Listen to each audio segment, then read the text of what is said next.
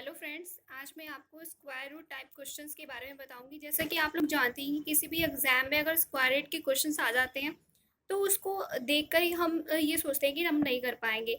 But वो बहुत easy होते हैं, उन्हें करना बहुत इजी होता है, उनका मेथड बहुत आसान होता है। तो चलिए आज मैं आपको उन क्वेश्चंस की एक छोटी सी ट्रिक बताती हूँ जिससे वो क्वेश्चन बहुत ही ईजिली हो जाएंगे किसी भी एग्जाम के लिए। तो चलिए शुरू करते हैं। तो आप ये क्वेश्चन देख रहे हैं सामने कि under root 6 plus under root 6 plus under root 6 infinite तक है। अब व्हाट इज द वैल्यू? ठीक है, ऐसे क्वेश्चंस को हम कैसे करते हैं? ऐसे क्वेश्चन बहुत ही आसान होते हैं। तो लेट अस स्टार्ट।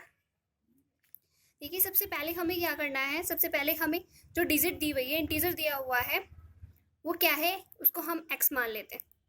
ठीक है, अब जो ये इंटीजर है, इस इंटीजर को हमें हमेशा n × n+1 की टर्म में तोड़ना है। ठीक है, n+1 की टर्म में तोड़ना है। अगर मैं यहाँ पे n की वैल्यू 2 रखूँ, ठीक है, तो यहाँ पे क्या होगा? 2 × 2 + 1। अगर हम इसको मल्टीप्लाई करेंगे तो 6 आ जाएगा। तो ये n × n+1 की टर्म्स में टूट गया। अब सबसे पहले हमें ये देखना है कि क्वेश्चन में क्या साइन है, इंटीजर के बाद क्या साइन है। 6 + 6 + 6, तो यहाँ पे प्लस का साइन है। तो ऑलवेज, हमेशा जो हमारा आंसर है वो n+1 होगा। ऑलवेज, यानी कि यहाँ पे क्या होगा? 2 + 1 यानी कि 3। तो इसका आंसर 3 है। ठीक है, तो बहुत ही आसान तरीके से ये क्वेश्चंस आपने हल किया। ठीक है, तो बहुत ही आसान ट्रिक थी ऐसे क्वेश्चंस को हल करने की, सॉल्व करने की। तो इसी तरीके से हम दूसरे क्वेश्चन को देखते हैं। यहाँ पे 20 दे रखा है इंटीजर। ठीक है, तो वैसे ही हम करेंगे जैसे हमने पहले क्वेश्चन में किया। यहाँ पर भी x = 20 मानेंगे। अब इस 20 की फैक्टर करने हैं, इसको तोड़ना है n × n+1 में। ठीक है, तो अगर मैं यहाँ पे n की वैल्यू क्या मानूँ? 4 मान लूँ, तो यहाँ पे क्या आ जाएगा? 4 + 1। अब आपको ये देखना है कि क्वेश्चन में प्लस का साइन है या माइनस का साइन है।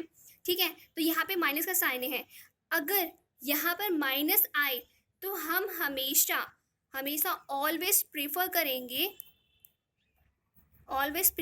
हैं n की वैल्यू को हमेशा।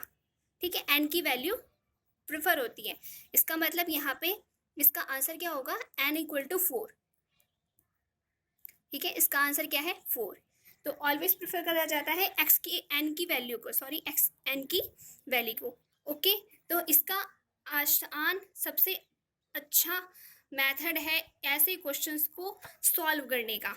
तो देखा आपने, आज बहुत ही आसान ट्रिक थी स्क्वायर टाइप का क्वेश्चन को करने की। तो अगर आपको मेरे वीडियो पसंद आएगा तो प्लीज़ लाइक और शेयर कर दीजिएगा, सब्सक्राइब कर दीजिएगा मेरे चैनल को। Thank you.